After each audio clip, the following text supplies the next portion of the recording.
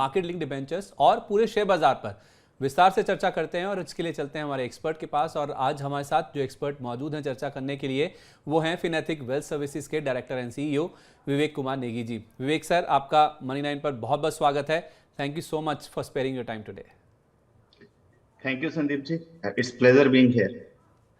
Sir, आज हमारी special report आपने देखा भी कि मार्केट लिंक डिबेंचर्स के ऊपर फोकस कर रही है। सर, आपके हिसाब से इनमें निवेश करने के क्या फायदे होते हैं और इनमें किस तरह के निवेशकों को निवेश करना चाहिए ताकि उनको ऑप्टिमम रिटर्न मिल सके? सर देखिए, ये जो हैं ये एक स्ट्रक्चर्ड फाइनेंशियल प्रोडक्ट की कैटेगरी के अंदर आते हैं और अभी बहुत ज्यादा पॉपुलर नहीं हुए हैं ये। एक तो इनमें किसी भी तरह का कूपन रेट नहीं होता है। ठीक है। इसमें जो कूपन रेट होता है वो टोटली मार्केट लिंक्ड होता है और इसमें जो अंडरलाइंग होती है उस पर आपका डिपेंड करता है कि आपका जो रिटर्न आएगा वो कितना आएगा। फॉर एग्जाम्पल, अगर निफ्टी बेस्ड कोई आपका मार्केट लिंक डिबेंचर है, तो अगर निफ्टी के रिटर्न कम या ज्यादा रहते हैं तो उसके बेसिस पर आपके रिटर्न कम ज्यादा हो सकते हैं इसके अंदर, तो इसलिए ये काफी पॉपुलर नहीं है। अगर मार्केट लिंक डिबेंचर्स में कोई निवेश करना चाहता है तो मेरी सलाह यही होगी कि जो MLD आपके स्टॉक एक्सचेंजेस पर लिस्टेड हैं, जिनमें ट्रेडिंग हो सकती है, उन्हीं में आपको निवेश करना चाहिए। तो अदरवाइज जो फिजिकल ट्रेड होते हैं वहां पर रिस्क काफी बढ़ जाता है।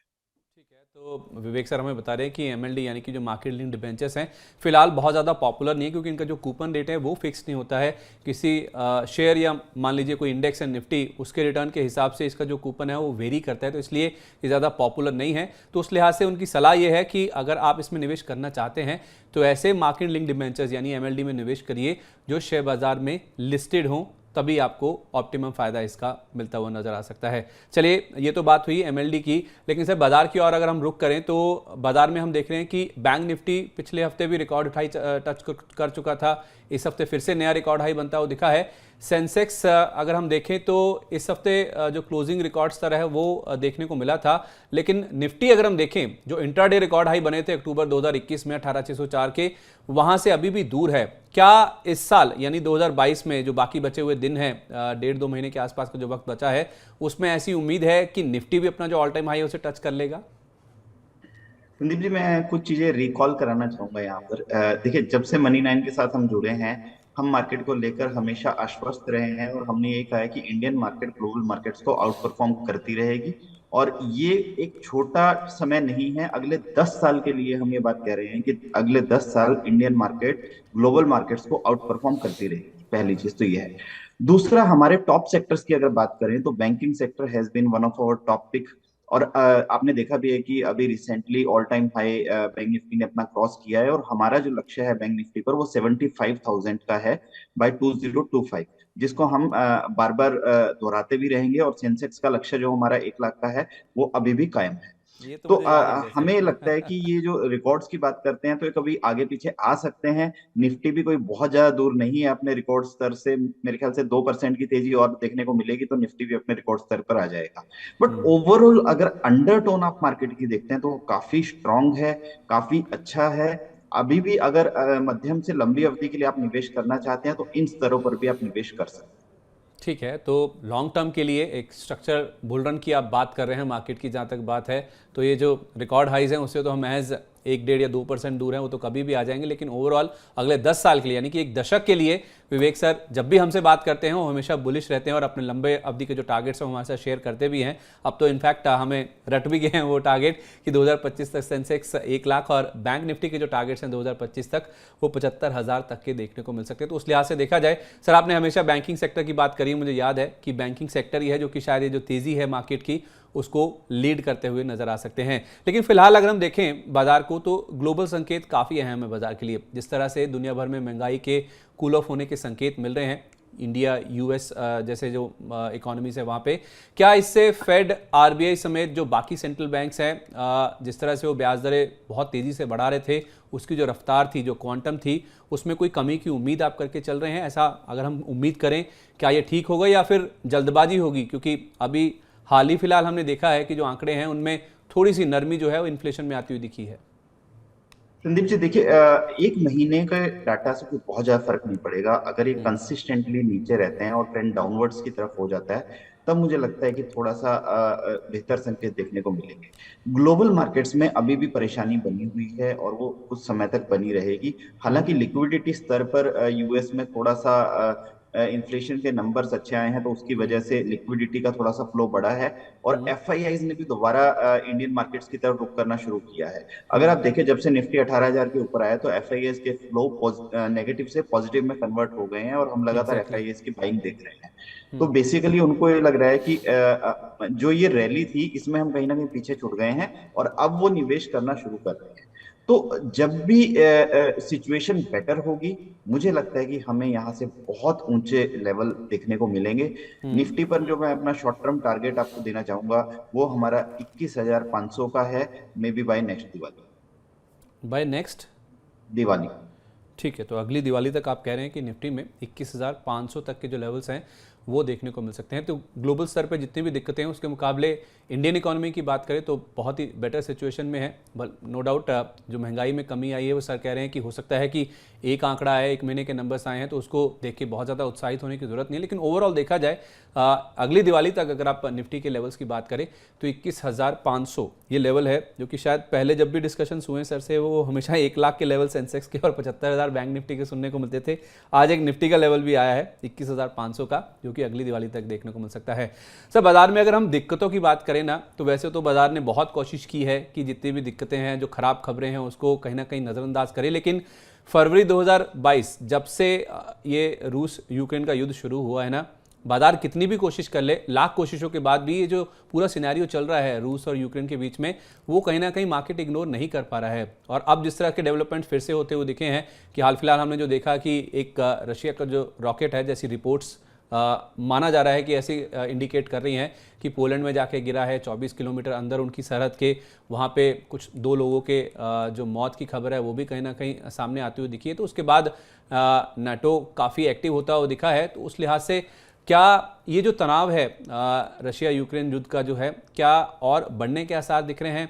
इससे क्या ऐसे चांसेस भी हैं कि ये एक वर्ल्ड वॉर में कन्वर्ट हो जाएगा? इसकी कितनी चांसेस हैं और कितनी बड़ी चिंता है सर, क्योंकि ये काफ़ी लंबा लिंगर हो गया, ये जितना भी जो रशिया यूक्रेन का कॉन्फ्लिक्ट था।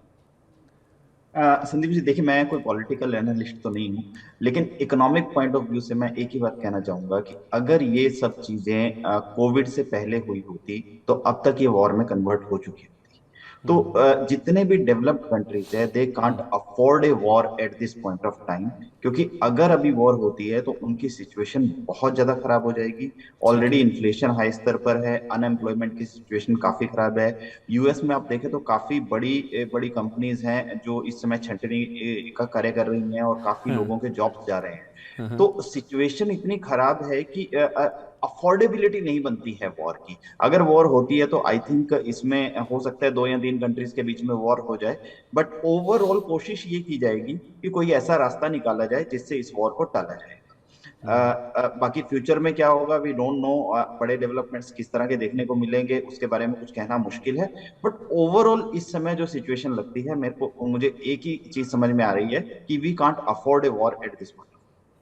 ठीक है, क्योंकि कोविड के बाद की सिचुएशन है ये, तो हमें विवेक सर कह रहे हैं कि कोई भी देश हो, खासतौर पे जो डेवलप्ड नेशंस हैं जो कि महंगाई की दिक्कत से जूझ रहे हैं, वो तो फिलहाल वॉर यानी कि जो युद्ध या जिस स्थिति है उसको अफोर्ड नहीं कर सकते। तो उस लिहाज से कोई ऐसी चिंता फिलहाल तो नज़र नहीं आती है कि ये विश्व युद्ध में कन्वर्ट हो जाएगा। 2 देशों के बीच में ये वॉर ऑलरेडी चल रहा है, हो सकता है 2 या 3 देश इसमें शामिल हो जाएं, लेकिन ये ग्लोबल स्तर पर फैल जाएगा, ऐसी आशंका फिलहाल कम नजर आती है। चलिए सर, युद्ध को छोड़ देते हैं, हम नतीजों की ओर बढ़ते हैं। हाल फिलहाल हमने देखा कि नतीजों का जो सीजन है, दूसरी तिमाही के नतीजे, वो सीजन खत्म हुआ है। तो आपने कैसे रीड किया है सर? आपका क्या असेसमेंट है नतीजों को लेकर? अच्छे, बुरे या अनुमान से बेहतर किस तरह के नंबर्स आपको देखने को मिले हैं और आउटलुक क्या है? सर ये जो मैंने जंग की बात करी थी ना, उसके पीछे एक रीजन था, और रीजन ये था कि ये जो फिर से जंग की बातें सामने आई हैं, या खास तौर पे हमने जो इन्फ्लेशन में नरमी देखी, जिससे जो डॉलर इंडेक्स में नरमी आई है, उसके बाद आप देखिए फिर से जो कमोडिटी प्राइसेस हैं वो शूट अप करने शुरू हो गए हैं। तो जो कॉस्ट इन्फ्लेशन की चिंता है कंपनियों के नतीजों में, वो शायद जो माना जा रहा था कि FY23 की दूसरी छमाही में वो ईज ऑफ हो जाएगी, शायद वो ना ईज ऑफ होती हुई दिखे। ये आउटलुक की मैं बात कर रहा हूं। आपका क्या असेसमेंट है सर नतीजों के बारे में और आउटलुक के बारे में? संदीप जी देखिए, एक बड़ा यहाँ पर अच्छा एनालिसिस हमारी टीम ने किया था। और उन्होंने ये कहा था कि इस समय सिचुएशन ऐसी है कि आपको डोमेस्टिक कंजम्पशन स्टोरी पर फोकस करना चाहिए, और जिन कंपनीज का बिजनेस ग्लोबल मार्केट से आता है उनका वेटेज आपको कम कर देना चाहिए पोर्टफोलियो ठीक में। है। उनको बाहर मत करिए, लेकिन कहीं ना कहीं वेटेज उनका कम कर देना चाहिए पोर्टफोलियो के अंदर। तो उससे आपके रिटर्न्स काफी बेहतर हो जाएंगे। तो ओवरऑल जो सिचुएशन है इस समय इसी तरह की बनी हुई है। जिन कंपनीज का बिजनेस ग्लोबल मार्केट से अफेक्ट होता है वहां पर इम्पैक्ट देखने को मिलेगा, जैसे ठीक है। कि आईटी हो गया, मेटल्स हो गया, या फिर कुछ इंजीनियरिंग कंपनीज हो गई, टेक्सटाइल कंपनीज हो गई। तो हम्म। उनके बिजनेसेस पर डेफिनेटली आपको अफेक्ट देखने को मिलेगा। हम्म। लेकिन जो कंजम्पशन बेस्ड कंपनीज है, जो इंफ्रास्ट्रक्चर कंपनीज हैं, सीमेंट कंपनीज हैं, पेंट कंपनीज हैं, जो डोमेस्टिक कंजम्पशन पर डिपेंडेंट हैं, उनके रिजल्ट्स बेहतर आए हैं और आने वाले समय में हमें बेहतर देखने को मिलेंगे। तो ठीक हमें है। लगता है ओवरऑल रिजल्ट्स को देखते हुए अभी हम इसको 3:1 के रेशियो में डिवाइड कर सकते हैं, कि अगर 4 कंपनीज के रिजल्ट आए हैं तो हम्म। 3 कंपनीज के रिजल्ट बेटर देन एक्सपेक्टेशन रहे हैं, और एक कंपनी का रिजल्ट एक्सपेक्टेशन से खराब रहा है। तो ओके। यहां पर हमारी सलाह यही है, डोमेस्टिक कंजम्पशन पर फोकस कीजिए, डोमेस्टिक कंपनीज पर फोकस कीजिए, उनका वेटेज पोर्टफोलियो में ज्यादा रखिए, और जो भी कंपनीज ग्लोबल मार्केट से पर डिपेंडेंट है उनका वेटेज अपने पोर्टफोलियो में कम कर दीजिए। ठीक है, तो 75% कंपनियों के नतीजे अच्छे आए हैं, जो अनुमान था बाजार का उससे बेहतर देखने को मिले हैं। ठीक है, 4 में से एक कंपनी ऐसी है जिसके नंबर अनुमान से खराब रहे हैं, लेकिन फोकस कहाँ पे करना है? डोमेस्टिक कंजम्पशन, यानी कि जो घरेलू खपत वाली कंपनियां हैं उन्होंने अच्छा किया है नतीजों में, उनके नतीजे आगे भी अच्छे रह सकते हैं। और जिन कंपनियों का कारोबार दूसरे देशों से यानी ग्लोबल कहीं ना कहीं जुड़ा हुआ है, वहाँ से आप अपना वेटेज थोड़ा सा कम कर सकते हैं। ऐसा नहीं है कि उन कंपनियों से आप निकल जाइए, थोड़ा सा कम कर लीजिए, जिसमें आईटी है, मेटल है, इंजीनियरिंग है, टेक्सटाइल है, यहाँ पे आप अपना वेटेज कम कर दीजिए। और डोमेस्टिक कंजम्पशन के अलावा इंफ्रा, सीमेंट, पेंट्स, जहाँ पे घरेलू मार्केट से डिमांड आती है, वहाँ पे आप चाहें तो फिलहाल अपना जो फोकस है उसको बढ़ा के चल सकते हैं। अच्छा सर, एफपीआईज की खरीदारी ग्लोबल मूड, माहौल और तिमाही नतीजों के आधार पर आपने जितना भी ये जो असेसमेंट हमें दिया है सेक्टर्स को लेके, कोई स्टॉक्स ऐसे लंबी अवधि के नज़रिए से जो आप खरीदारी करने की सलाह हमारे निवेशकों को देंगे? क्योंकि डॉलर इंडेक्स हल्का हुआ है, कमोडिटी प्राइसेस एक बार फिर से बढ़ने लगे हैं, तो उस लिहाज से ये जो कॉस्ट इन्फ्लेशन वाला बात जो मैंने पहले भी करी थी, इसको जोड़ते हुए, इन सारे फैक्टर्स को मिलाते हुए कोई ऐसे स्टॉक्स जो आप खरीदारी करने की राय देंगे? बैंकिंग तो आप हमें हमेशा मेंशन किया है, कुछ और नाम? जी सर, संदीप जी देखिए, banking is one of the favourite sector, और अभी भी हमारा फेवरेट ही है वो।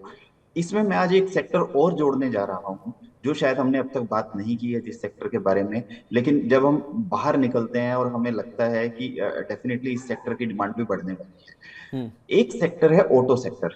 ऑटो सेक्टर अगर आप देखें तो पिछले 1-2 साल से काफी समस्या में चल रहा था, और एक काफी असमंजस की स्थिति बनी हुई थी कि अगर इलेक्ट्रिक व्हीकल्स आते हैं तो वो किस हम्म। तरीके से उनको फ्लोट करेंगे, उनका डिमांड किस तरीके का रहने वाला है। तो मुझे लगता है कि उसको लेकर थोड़ी क्लैरिटी आना शुरू हो गई है, और हम्म। ऑटोमोबाइल सेक्टर ने काफी हद तक अडॉप्ट कर लिया है, and now they are offering you multiple range of vehicles. तो उससे उनकी डिमांड में पिकअप हुआ है। मारुति के नंबर्स हमने देखे हैं, काफी अच्छे आए हैं। तो हमें लगता है कि ऑटो सेक्टर बेहतरीन रह सकता है। हम्म। ऑटो में हमारी जो टॉप 2 पिक्स हैं उनमें एक तो लीडिंग कंपनी मारुति रहेगी, और दूसरा टाटा मोटर्स। ठीक है, तो क्या टाइम फ्रेम लेके चले अगर कोई इसे अपने पोर्टफोलियो में शामिल करता है, और किस तरह के अपसाइड या टारगेट्स होंगे सर? सर देखिए, ये दोनों कंपनीज को आप पोर्टफोलियो में रख सकते हैं, और टारगेट यहाँ से डबल के आप रखकर चल सकते हैं। डबल के कितना कितना अ, टाइम फ्रेम देना होगा सर? सर समय देना होगा आपको 2 से 3 साल। 2 से 3 साल में, मतलब आप ये कह रहे हैं कि सर मारुति का शेयर जो 9-10, 9.5-10 हज़ार के आसपास है, 20 हज़ार का हो जाएगा? सर 17,500 रुपए का टारगेट हमारा है मारुति के ऊपर। तो इसको आप अपना नोट करके रख सकते हैं। चलिए सर, इतना मेरे को ड्वेल करने के बाद आपने मारुति का टारगेट बताया, तो टाटा मोटर्स का भी शेयर कर दीजिए फिर। सर टाटा मोटर्स हम 800 रुपीज का टारगेट रख के चल रहे हैं। ठीक ठीक है, है। तो ये 3 इयर्स के हिसाब से हम ओके, तो 3 साल के लिए टाटा मोटर्स पे 800 रुपये का लक्ष्य है, और मारुति सुजुकी में 2 से 3 साल अगर आप होल्ड करते हैं तो 17,500 तक के जो टारगेट्स हैं वो कहीं ना कहीं देखने को मिल सकते हैं। तो बैंकिंग शेयरों पर काफ़ी लंबे समय से विवेक सर बुलिश हैं, हमें लगातार बताते रहे हैं, आगे भी तेज़ी को लीड कर सकते हैं। और आज एक नया सेक्टर सामने आया है ऑटो का, जिसमें मारुति और टाटा मोटर्स, जिनके टारगेट्स भी आपको बताए गए हैं। इन स्टॉक्स को भी आप चाहें, अगर 2 से 3 साल का नजरिया है आपका, तो अपने पोर्टफोलियो में शामिल कर सकते हैं। चलिए, तो मार्केट लिंक डिबेंचर्स और शेयर बाजार पर खास चर्चा के बाद अब बढ़ते हैं हमारे अगले सेगमेंट की ओर। सर, आपसे रिक्वेस्ट है कि अगले सेगमेंट के लिए भी आप हमारे साथ बने रहिए। ये सेगमेंट हमारे दर्शकों के लिए काफ़ी खास है। इसमें हम अपने जो दर्शक हम तक सवाल भेजते हैं, उनके जवाब देने की कोशिश करते हैं। एक एक करके जो सवाल हम तक पहुंचे हैं वो आपके सामने रखता हूं। सर, पहला सवाल जो हमें मिला है वो कोलकाता से ध्रुव सिंह ने व्हाट्सएप के जरिए हमें पूछा है। ध्रुव जी ने पिछले साल अगस्त में हुडको के 300 शेयर खरीदे थे, 44 रुपीज़ ये उनका एंट्री प्राइस है। हाल में कंपनी के नतीजे आए, उसके बाद हमने देखा था कि शेयर में जब नतीजे आए थे तो एक ही दिन में 14% का उछाल देखने को मिला था। 47.5 रुपये के आसपास जाके शेयर बंद हुआ था उस दिन। और ध्रुव जी काफ़ी समय से इसमें फंसे हुए थे और अब कुछ उस शेयर में उनको फायदा होता हुआ दिख रहा है, तो क्या उन्हें अब निकल जाना चाहिए, ये सवाल है उनका। सर सर देखिए, कंपनी ओवरऑल देखा जाए तो अभी अपने बहुत अच्छे समय में चल रही है और टेक्निकली चार्ट बहुत स्ट्रांग है। तो थोड़ा रिस्क तो आपको लेना पड़ेगा। हो सकता है वोलेटिलिटी बनी रहे कंपनी के अंदर और मार्केट में भी थोड़ा बहुत करेक्शन यहाँ से देखने को मिल सकता है। तो आपको एक 40 रुपीज का नीचे की तरफ स्टॉप लॉस लगाना होगा क्लोजिंग बेसिस पर। और अगर ये स्टॉक 50 रुपए का भाव क्रॉस कर लेता है तो हमें जी, लगता है कि एक री रेटिंग की संभावना बनती है। और इसमें 65 रुपीज तक के टारगेट आपको देखने को मिल सकते हैं। तो 40 रुपीज का स्टॉप लॉस मेंटेन करके आप 65 रुपीज के टारगेट इसमें रख सकते हैं। तो आगे क्या सर, अगर 50 का लेवल जैसे आप कह रहे हैं पार होगा, री रेटिंग होगी, तो फिर क्या स्टॉप लॉस ट्रेल करते चलें? तो डेफिनेटली एक बार अगर 50 का लेवल क्रॉस कर लेता है तो आप अपनी कॉस्ट के आसपास स्टॉप लॉस लगा सकते हैं। ठीक है, तो ध्रुव जी आपके लिए राय ये है कि फिलहाल आप इस स्टॉक में बने रहिए, मोमेंटम स्ट्रांग है, थोड़ी उतार चढ़ाव जरूर इस स्टॉक में देखने को मिल सकता है। 40 रुपये का स्टॉप लॉस लगा लीजिए। अगर ये स्टॉक 50 रुपये का लेवल पार कर जाता है, जैसा मोमेंटम हमें विवेक सर बता रहे हैं, फिर ऊपर में 65 रुपये तक के लेवल्स भी देखने को मिल सकते हैं। तो इस सिचुएशन में अगर ये स्टॉक ऊपर जाता है तो आप अपना जो स्टॉप लॉस है उसे ट्रेल करते हुए चलिए, यानी कि स्टॉक ऊपर जाए, आप अपना स्टॉप लॉस जो लेवल है उसको भी ऊपर की ओर सरका लीजिएगा। दूसरे सवाल की ओर बढ़ते हैं। ये वाराणसी से मीरा बंसल जी ने हमें ईमेल पर भेजा है। उन्होंने इस साल मई में TCNS क्लोथिंग, जिसे हम TCNS ब्रांड्स के नाम से भी जानते हैं, इस कंपनी के 25 शेयर खरीदे थे। 689 रुपये का उनका एंट्री प्राइस है। हाल में ऐसी खबरें आई हैं कि रिलायंस रिटेल और उसके साथ साथ नाइका, ये 2 ऐसी कंपनियां हैं जो कि शायद इनके प्रमोटर्स की कुछ हिस्सेदारी खरीदने के लिए बातचीत कर रही हैं। इसके बाद बुधवार को जब ये खबर आई थी, इस कंपनी में 8.5% का उछाल देखने को मिला था। शेयर बढ़कर अब 600 रुपये के पार आ गया है। हालांकि अब भी मीरा जी को नुकसान ही होता हुआ दिख रहा है। तो मीरा जी पूछ रही हैं कि क्या इस उछाल में घाटा कम हुआ है, जैसे तैसे निकल जाएं, क्या करें? तो देखिए, टेक्सटाइल सेक्टर इस समय ऐसा है, इट्स नो वंस बेबी। तो इसका बेसिकली जो डायरेक्शन है वो क्लियर नहीं है टेक्सटाइल सेक्टर का। ना तो गवर्नमेंट बहुत ज्यादा सपोर्ट कर पा रही है इस सेक्टर को, और ना ही कंपनीज की तरफ से आउटलुक के ऊपर बहुत ज्यादा क्लैरिटी है। अगर आप देखें तो लगातार स्टॉक्स दबाव में बने हुए हैं। एक तो स्टॉक्स तो छोड़ दीजिए, अदरवाइज मोस्टली कंपनीज जो हैं वो दबाव में बनी हुई हैं। और हमें लगता है कि टेक्सटाइल सेक्टर के अंदर ये ट्रेंड कंटिन्यू रहेगा। तो हमारी सलाह तो यही होगी कि इस स्टॉक से अगर उछाल मिलता है आप निकल जाइए, और इसमें एक बड़ी मंदी भी देखने को मिल सकती है। ठीक है, TCNS क्लोथिंग में मीरा जी आपके लिए राय ये है कि टेक्सटाइल कंपनियों में ज़्यादा कुछ देखने को मिल नहीं रहा है अच्छा किसी भी साइड में, तो उस लिहाज से आप निकल जाएं इससे, और इनफैक्ट इस पूरे सेक्टर से ही दूर रहना ज़्यादा बेहतर है।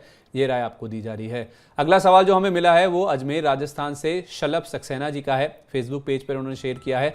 सर, उन्होंने मई 2019 में डिश टीवी के शेयर खरीदे थे। 300 शेयर हैं उनके पास और 35 रुपये उनका भाव है। इसके बाद से उन्होंने इस शेयर में थोड़ी एवरेजिंग भी की है, जिससे उनका जो भाव है वो घटकर 19.5 रुपये के आसपास रह गया है। इस साल सितंबर में इसके चेयरमैन को अपना पद छोड़ना पड़ा था। काफ़ी लंबा विवाद चला था येस बैंक के साथ उनका, और वो जब उन्होंने अपना पदभार छोड़ा तो उसके बाद हमने देखा कि कुछ बड़े निवेशकों की शेयर में फिर से री एंट्री होती हुई दिखी है, जिस वजह से पिछले हफ्ते काफ़ी अच्छा स्पाइक आया था। शेयर अब 16 रुपये के आसपास आ गया है बढ़कर, यानी फिर भी शलभ जी को नुकसान ही होता हुआ दिख रहा है। तो शलभ जी आपसे जानना चाहते हैं कि इस शेयर में करना क्या चाहिए। ये जो बड़े निवेशकों की एंट्री हुई है उसके बाद कुछ अपसाइड की गुंजाइश है क्या? उनका जो लेवल है वो आ जाएगा, उसके लिए रुकें या जो मिल रहा है वो लेकर निकल जाएं? सर देखिए, एक फाइनेंशियल कंसल्टेंट की अहमियत ना इस तरह के शेयर्स लेने के बाद में समझ में आती है।